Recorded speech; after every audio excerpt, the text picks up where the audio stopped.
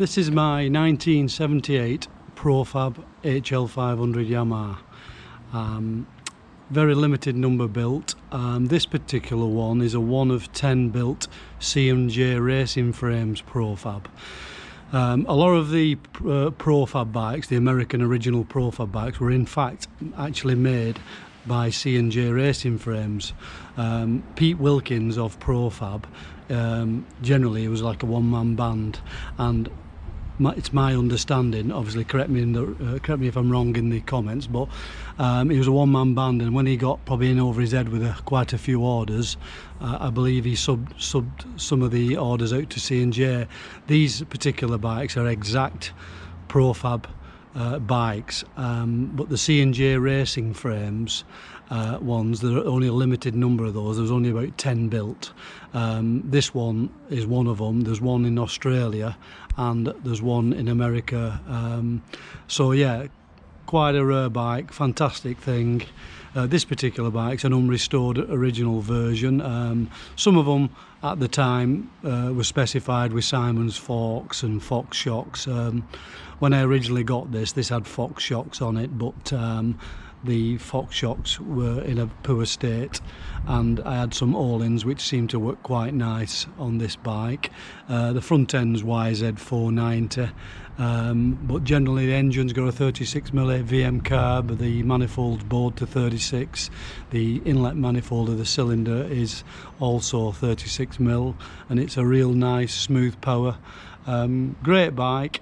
It's got the typical Kenny Roberts speed block colours. Quite a few of them were yellow in America. The side panels on this particular, but when I got this bike it didn't have side panels on it. The original Profab side panels were like a translucent jelly mould side panels, but they're very hard to find, and I actually found these panels at the Telford off-road show. They were original HL500 side panels, which I spotted at the show and obviously purchased them for this bike. Other than that, it's a typical Profab Yamaha. Fantastic bikes, iconic. When it comes to all the English HL UK bikes and the Profab bikes, I feel the Profab bikes were much better built bikes. I mean, when you look at the welding, it's all very fine TIG welded. It's the 4130 chrome moly. I think the original Profab bikes were lighter than the English UK ones. I have actually owned an English UK bike. All very nice, very desirable, but I do prefer the American ones. They're just a little bit, they've got a little bit more edge to them, and it's just my personal opinion, but they're all great. They're all survivors. You know, it's survived since 1978, this particular bike, and yeah, I could strip it down and restore it, but then I wouldn't probably use it then. So this has been in use for the last 10 years or so. Just keep it maintained and yeah, just look after it. And one day I was thinking of completely restoring it, but you know, when you restore bikes and you take them to the motocross meetings regular, they just get destroyed basically. So yeah, it's a bit of a subjective matter really, whether you restore it or you use it regular, and this one is used. It has, like you say, it's battle scars, but generally the frame, everything, the whole bike is mechanically spot on, everything about it. And I just choose to ride it at the nice meetings, and it always causes a fuss. Yeah, the Torsten Hallman, who developed the bike with Sten Lundin, the original ones for Bent Aberg to ride, they went through quite a development. So when you if you look at all the original works bikes from the beginning to when they stopped making them, they all evolved into, they all had different modifications. The shocks, the shock mounts sometimes went right to the back of the swinging arms. There were chain roller modifications. There was a whole ruck of improvements to try and get these bikes competitive against the works bikes of like Mikkeller and Graham Noyce and all them. You know, it's quite a tall order to get one of these bikes to win a race, but Ben Taberg did that in the 1977 Luxembourg Championship, which, when you think about it, is a total achievement in itself. I mean, you go and get a trail bike engine that's just been brought out, you graft it into an Husqvarna frame, and you develop it to the point where you're competing with Honda, Yamaha, KTM, Suzuki. You know, it's mind-boggling as to the achievement. They did 3 valve heads for them. Not sure whether those were successful or not, but just for the hell of trying and creating these things, it's unbelievable.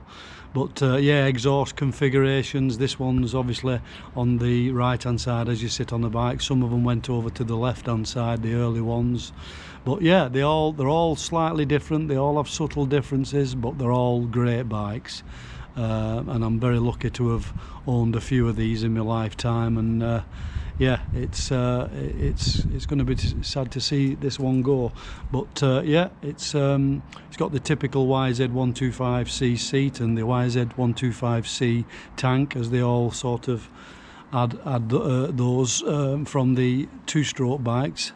But generally, they're just an awesome bike. You can put cams in them, big bore kits, but I've found that the standard smooth power is more than sufficient for a novice rider like myself. But if you want to shove it up to 540 and, you know, play with it a bit, they really do pick the feet up. As you can see, the swinging arms are all exclusive to the American Profabs. You can always tell the Profabs because they have this plate with the 2 holes, and the general design is there. Great bike, absolute great bike. And as I say, if you got them all in one place and looked at all the subtle differences, there are little subtle differences, but I would say that the American ones are the ones to go for. You know, I really think they're a little bit special. This particular C&J Racing Frames Profab, a Profab guru in America called Chris Veenbass, he lives and breathes these bikes, and he's researched them to death. And he contacted me via messaging, and he informed me that it was one of the C&J Racing Frames 10 of. He even got Jeff Cole of C&J Racing Frames to study all the detailed pictures I sent to him many years ago, and he confirmed it was one of his bikes.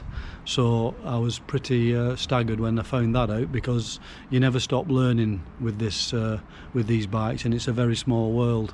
So yeah, it's a reliable bike. It's stops and turns well. It does everything what it says on the tin. They're quite an heavy bike. I mean, you know, you get a top rider who can campaign these bikes, then that's absolutely brilliant to see them win races. That's really good. But I'm a novice rider, and I just like circulating and making a nice noise and bit of ploughing of fields and stuff. This bike has been featured on YouTube. There's a couple of races at the Elsington meeting in the UK where a friend of mine is riding it for the first time, and yeah, if you ever want to see it being ridden, then it's actually on YouTube. But yeah, it's all beautiful.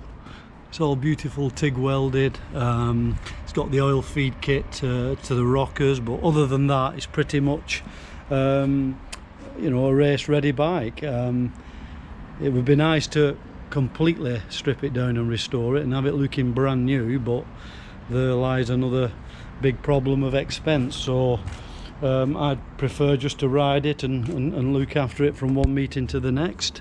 And yeah, it's a special bike. Hope you enjoyed this video, and hopefully there's some more videos coming along very soon.